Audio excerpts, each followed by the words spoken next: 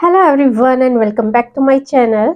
Today we are going to discuss about voices, an important lesson in English grammar. So without much delay, let's get started. And this lesson is going to be about the tricks and concept of voices with examples. So first of all, let's discuss what is voice. तो ये voices क्या होते हैं, सबसे पहले इसके concept की बात कर लेते हैं। तो वॉइस का मतलब होता है किसी भी बात को कहने का जो तरीका होता है उसको हम वॉइसेस कह सकते हैं। इसमें हमें दो तरह की वॉइसेस देखने को मिलती है, एक होती है एक्टिव वॉइस और सेकंड होती है पैसिव वॉइस।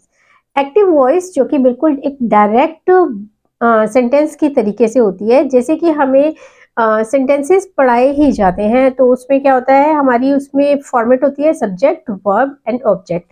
तो इसमें सब्जेक्ट जो होता है वो डूअर होता है, ये हम सबने पहले टेंसेस में पढ़ा ही हुआ है। तो जब भी हम वॉइसेस करते हैं तो उसके लिए टेंसेस बहुत ही इम्पोर्टेंट होते हैं। अगर आपको टेंसेस के बारे में भी वीडियो चाहिए तो मेरे चैनल पर टेंसेस के बारे में भी वीडियो अवेलेबल है, तो आप उसको भी देख सकते हैं। उसके अलावा अब जब भी हम वॉइसेस करते हैं तो उसमें हमें टेंसेस की पहचान होनी बहुत ज़रूरी है, उसी के बाद हम इसको बहुत अच्छी तरीके से कर सकते हैं। लेकिन यहाँ पर कुछ ट्रिक्स भी हैं जो कि हमें एक्टिव से पैसिव में कन्वर्ट करने के लिए किसी सेंटेंस को बहुत ही काम आती हैं। तो चलिए, एक्टिव वॉइस जो होती है वो डायरेक्ट सेंटेंसेस होते हैं जो कि हम टेंसेस में करते हैं, लेकिन जब भी हम उनको पैसिव में चेंज करते हैं तो जो भी बात का सेंस होता है हमें वो नहीं बदलना होता। बात का सेंस वही रहना चाहिए लेकिन उसको बोलने का तरीका बदल जाता है। तो यहाँ पर आता है इसका वॉइसेस का फर्स्ट रूल। फर्स्ट रूल इसका होता है एक्स फैक्टर। इसको मैं एक्स फैक्टर इसलिए कहती हूँ क्योंकि जैसे हमारे एक्टिव सेंटेंसेस के अंदर होता है कि सब्जेक्ट, वर्ब एंड ऑब्जेक्ट, लेकिन जब हम पैसिव वॉइस में इसको बदलते हैं, चेंज करते हैं, तो हमारा जो सब्जेक्ट होता है वो हो जाता है ऑब्जेक्ट और ऑब्जेक्ट हो जाता है सब्जेक्ट, यानी कि एक एक्स फॉर्म हो जाता है वहां पर। तो इसीलिए इसको मैं एक्स फैक्टर रूल कहती हूँ। तो सबसे पहला रूल यही है इसका कि हमें सब्जेक्ट को ऑब्जेक्ट की जगह पर लेकर जाना है और ऑब्जेक्ट को सब्जेक्ट की जगह पर। तो इसको एग्जाम्पल से समझते हैं। जैसे कि मान लीजिए हमारा एग्जाम्पल है आई डू माई ड्यूटीज। तो मैं अपनी ड्यूटीज करती हूँ, तो यहाँ पर मैं जो है ये डूअर है, आई डूअर है यहाँ पर, तो इसलिए ये सब्जेक्ट में है। लेकिन जब हम इसको पैसिव वॉइस में चेंज करेंगे तो जो ड्यूटीज यानी कि ऑब्जेक्ट है सेंटेंस का, माई ड्यूटीज, वो आगे आ जाएगा। माई duties are done by me. तो यहाँ पर इस तरीके से हम इसको चेंज कर देंगे। तो फर्स्ट रूल हमारा एक्स फैक्टर हो गया कि सब्जेक्ट को ऑब्जेक्ट बना दो और ऑब्जेक्ट को सब्जेक्ट बना दो। उसके बाद इसमें सेकंड रूल जो होता है वो होता है बाय स्टैंडर। बाय स्टैंडर यानी कि जो देख रहा है कोई इंसान वो बाय स्टैंडर कहलाता है। तो यहाँ पर जो एक्टिव वॉइस होती है वो एकदम डायरेक्ट होती है, लेकिन जब ये पैसिव वॉइस में बोला जाता है तो इस तरीके से बोला जाता है जैसे कि किसी ने देखा और फिर उसको किसी और को बताया। तो यहाँ पर इसमें हर सेंटेंस में हमें ऑब्जेक्ट से पहले बाय देखने के लिए मिलेगा। पैसिव वॉइस में जहां पर भी हम पैसिव वॉइस बनाएंगे उसमें हमारे पास बाय लिखा हुआ होगा। थर्ड रूल की बात कर लेते हैं। तो थर्ड रूल इसका ये होता है कि जब भी एक्टिव वॉइस होती है तो हम टेंस के अकॉर्डिंग उसमें वर्ब को इंक्लूड करते हैं, यानी कि जिस भी टेंस की हम बात कर रहे हैं उसकी ही अकॉर्डिंग उसमें वर्ब को हम लगाते हैं। लेकिन जब भी हम पैसिव वॉइस करते हैं तो पैसिव वॉइस में हमें हर सेंटेंस के अंदर थर्ड फॉर्म वर्ब की लगानी होती है। तो इसके लिए हमें थर्ड फॉर्म का ज्ञान होना बहुत ज़रूरी है। तो इसलिए वर्ब की जितनी भी फॉर्म्स होती हैं हमें उनको भी समझना होगा और उसके बारे में भी मैं वीडियो अपलोड कर चुकी हूँ। अगर आप चाहते हैं उनको समझना तो आप उन वीडियोस को चेकआउट कर सकते हैं। उसके अलावा हर सेंटेंस में थर्ड फॉर्म तो होगी ही, लेकिन इसके अलावा भी कुछ चीज़ें हैं जिनका कि हमें ध्यान रखना होता है। तो आइए उन चीज़ों के बारे में भी समझ लेते हैं। जैसे कि जब भी कोई सेंटेंस होगा और उसमें हमारे ऑब्जेक्ट में कोई प्रोनाउन होगा तो हम उनको किस हिसाब से चेंज करेंगे, उसके लिए मैं यहाँ पर आपको एक टेबल शो करूँगी। उसके अकॉर्डिंग हमें उन टेबल्स को प्रोनाउंस को चेंज करना होगा। जैसे कि आई है वो जब भी ऑब्जेक्टिव केस में होता है तो हम उसे मी लिखते हैं, और वी है तो उसको ऑब्जेक्टिव केस में अस कर देते हैं। तो इस तरीके से हमें इनको चेंज करना होता है। तो वो ये टेबल है, आप इसका स्क्रीनशॉट ले सकते हैं। जब हम सेंटेंसेस करेंगे एग्जाम्पल के तो आप इसको अच्छे से यूज कर पाएंगे। अब बात कर लेते हैं टेंसेस की। तो क्योंकि हमें जब भी एक्टिव वॉइस से पैसिव वॉइस में चेंज करना है तो हमें बात का ना तो सेंस चेंज करना है, ना ही उसका टेंस चेंज करना है। तो इसलिए हमें क्या करना है कि सबसे पहले अपने एक्टिव सेंटेंसेस जो होते हैं उसमें पहचानना है कि वो कौन से टेंस की बात उसमें हो रही है। जैसे कि मान लीजिए जितने भी हमारे इंडेफिनेट होते हैं, जैसे प्रेजेंट इंडेफिनेट हो गया, तो उसमें हमें SCIS लगाव मिलता है वर्ब के साथ, या फिर हमारी जो वर्ब होती है वो अपनी फर्स्ट फॉर्म में होती है। तो उसके साथ जब हम इसको पैसिव वॉइस में चेंज करेंगे तो हम इसमें बी की फॉर्म हमें लगानी होती है। जब भी इंडेफिनेट सेंटेंसेस को हम चेंज करेंगे तो बी की फॉर्म लगाएंगे। तो प्रेजेंट टेंस में बी की फॉर्म होती है इज, एम, आर। तो हम जब भी पैसिव में इसको चेंज करेंगे तो इज, एम और आर में से कोई ना कोई एक हमारे जो भी सब्जेक्ट बनेगा, यानी कि ऑब्जेक्ट से जो सब्जेक्ट में आएगी चीज उसके हिसाब से हमें लगाना है। इसको एग्जाम्पल से देखते हैं। जैसे कि हमारा एग्जाम्पल है she lights the candle.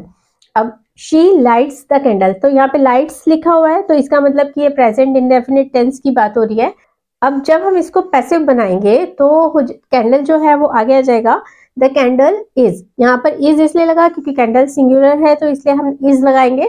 The candle is lighted, क्योंकि हमेशा हमें थर्ड फॉर्म लगानी है इसलिए हम इसको लाइटेड कर देंगे। The candle is lighted by she है तो इसलिए हम इसको चेंज कर देंगे, ऑब्जेक्टिव केस में उसको कर देंगे हर। तो इस तरीके से इस सेंटेंस को हम एक्टिव से पैसिव में चेंज कर देंगे।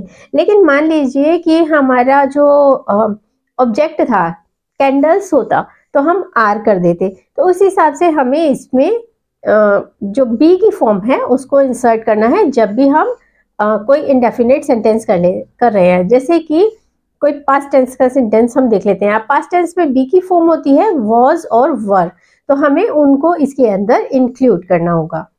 जैसे कि पास्ट टेंस का सेंटेंस है Edison invented the first gramophone.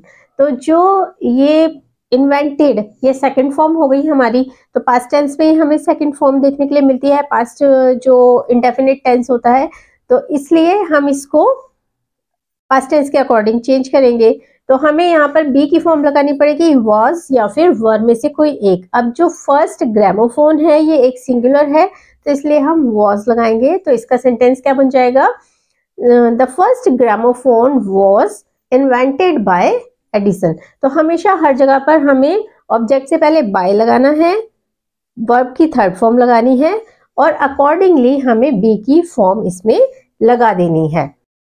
अब एक सेंटेंस एग्जाम्पल में फ्यूचर टेंस का भी ले लेते हैं। जैसे कि he will post my letters, तो यहाँ पर विल लगा हुआ है, हमें पता है कि ये फ्यूचर टेंस का सेंटेंस है, फ्यूचर इंडेफिनिट है।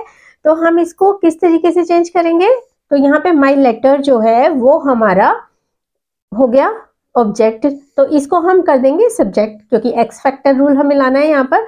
तो सबसे पहले आ जाएगा माई लेटर। अब क्योंकि ये सिंगुलर है तो इसलिए हम विल लगाएंगे, will be posted third form by him, क्योंकि ये एक बॉय की बात हो रही थी, ही की बात हो रही थी। तो ही को जब हम ऑब्जेक्टिव केस में प्रोनाउन को चेंज करेंगे तो उसको कर देंगे हिम। तो इस तरीके से हम पैसिव वॉइस बनाते हैं। अब उसके बाद बात कर लेते हैं कंटिन्यूअस की। अब कंटिन्यूअस हमें कैसे जब हम टेंसेस देखते हैं तो हम उसे कैसे पहचानते हैं कि इसमें हमें बी की फॉर्म के साथ हमेशा आईएनजी वाली वर्ब देखने के लिए मिलती है। तो अब वर्ब में आईएनजी यहाँ पर लगा हुआ है, लेकिन हमें तो चाहिए थर्ड फॉर्म। हर पैसिव वॉइस में हमें थर्ड फॉर्म इसकी चाहिए होती है वर्ब की। तो हम क्या करेंगे, इसमें बीइंग इंसर्ट कर देंगे। जहां पर भी हमें दिखाई देगा इज एम आर है सेंटेंस में, तो इज एम आर के बाद हम बीइंग लगा देंगे और उसके बाद हम थर्ड फॉर्म यूज करेंगे जो भी हमारे सेंटेंस के अंदर वर्ब आ रही होगी। तो इसको एग्जाम्पल से देख लेते हैं। जैसे कि एग्जाम्पल है he is driving a car. अब इज और ड्राइविंग हमें यहाँ पे दोनों पता चल रहा है कि ये प्रेजेंट कंटिन्यूअस टेंस है।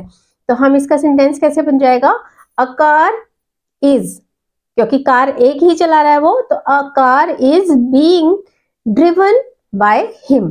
तो यहाँ पर इस तरीके से इसको हम पैसिव वॉइस में चेंज कर देंगे। अब उसके बाद बात कर लेते हैं हम जो हमारा परफेक्ट टेंस होता है।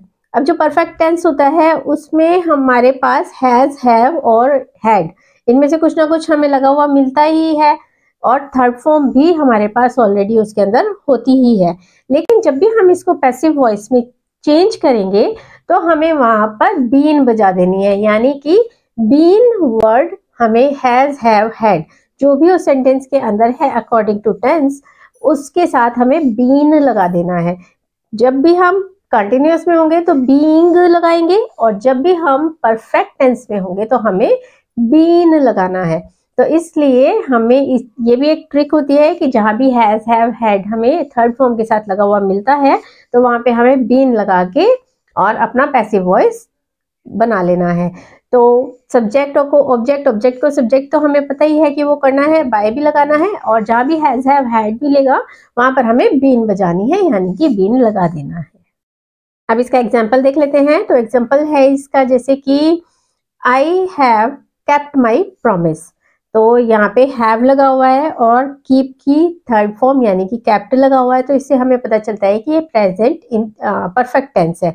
तो हमें प्रॉमिस जो है उसको हमारा सब्जेक्ट बना लेंगे, माई प्रॉमिस हैज। अब क्योंकि प्रॉमिस जो है उसके सिंगुलर है तो उसके साथ हम हैज लगाएंगे, my promise has been kept by me.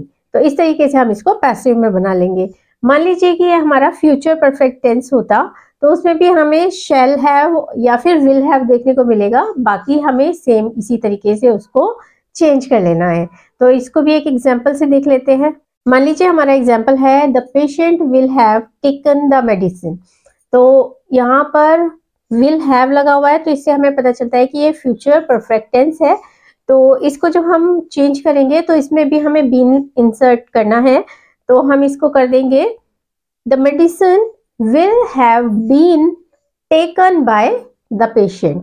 तो इस तरीके से हम इसको पैसिव वॉइस में चेंज कर देंगे।